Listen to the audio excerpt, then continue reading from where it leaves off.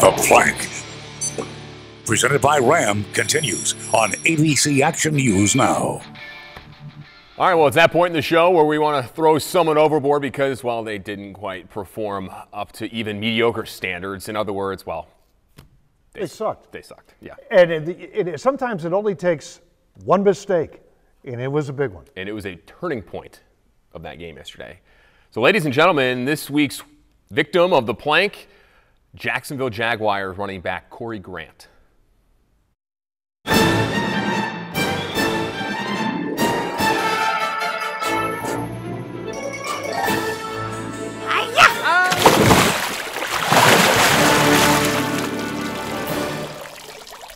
Of course, Grant was the one that fumbled yesterday from the George Johnson tackle, and Jack Smith got the ball and took it to the house. 1 yard, actually, fell on it, and that was kind of rolled into the end zone. That was a huge play. It was the turning point in the game. The momentum shifted. It was a critical part.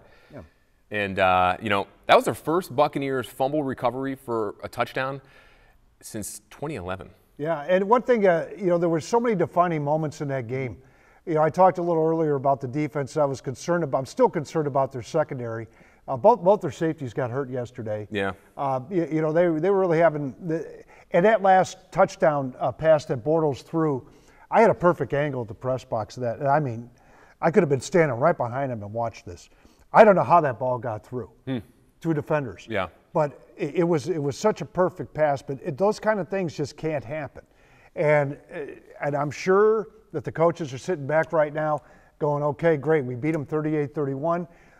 They still scored 31 points. Right. Okay? And they didn't score 31 points.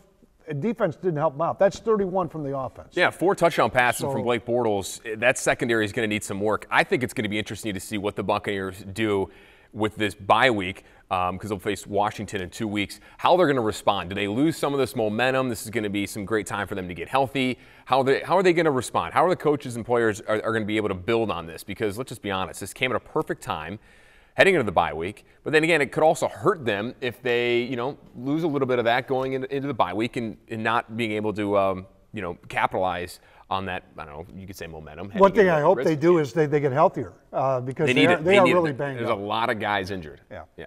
They are banged up. Okay, well, takeaway from yesterday's game.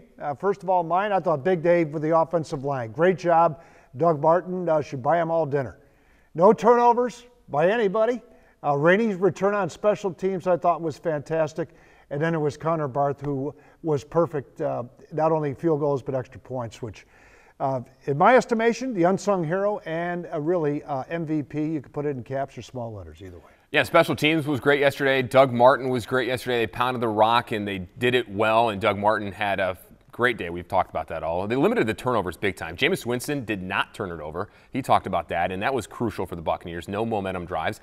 And, I think heading into the bye week, like I just kind of mentioned, they got to keep focused because they can't forget about this. They need to build on it. The Redskins are at New York at the Jets this coming Sunday, so there will be a way, but then they'll be back at Ray J with the Skins.